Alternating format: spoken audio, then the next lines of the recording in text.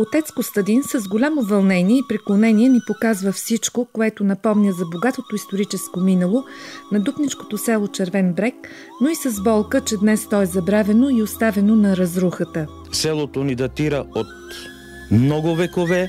За нашето село са написани много спомени и в летописци, които са минавали от запад на изток, споменават, че са минали през едно много старо селище, което се намира на връх. Имат много спомени за тях, записани са, но за съжаление никой не обръща внимание и просто няма откъде да намериме средства, за да възстановиме и да поддържаме тези свети места. В енорийския храм Свети Никола от 1874 година, в който служи отец Костадин, фреските дело на възроденски майстори през 70-те години на миналия век са заличени с постна боя.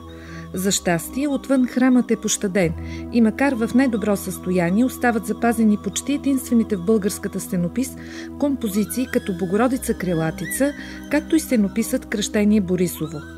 Уникални и редки средновековни стенописи се рушат от влагата и времето и в църквата Свети Спас.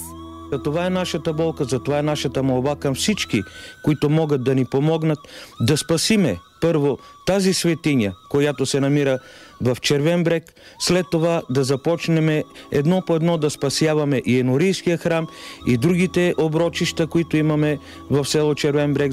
Специалисти датират храма Свети Спас в периода 12-14 век. В близост до него е имало селище, съществувало от късната античност до средновековието.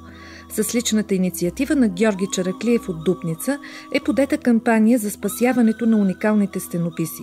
Изготвен е и проект за спешни консервационни работи с помощта на специалисти.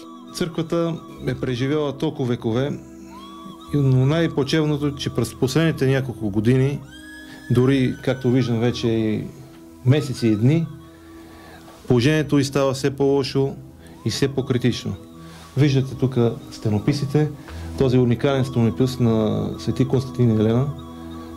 Според специалистите, присъствието му точно на това място в църквата, където е композиран, църквата е била царска. Явно Титор е бил някой владетел или местен вълможа, феодал.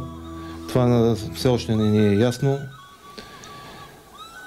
Преди 2 месеца бях тук, виждах, че имаше лицето на царица Елена до цар Константин. Сега виждам, че го няма. Значи буквално с часове тези стенописи, тези уникални представители на нашето средновековно изобразително изкуство се рушат. Според специалистите, аварийните работи за съхраняване на ценната стенопис ще струват около 8500 лева. Проектът обаче включва направата на дренажна система и отводняване на целия терен, както и археологическо проучване, тъй като на това място е съществувал раннохристиянски манастирски комплекс. Затова по време на дренажа ще има наблюдаващ археолог, задължително, който ще съблюдава за евентуални открития. Този дренаж ще бъде извършен паралелно с консервацията на стенописите.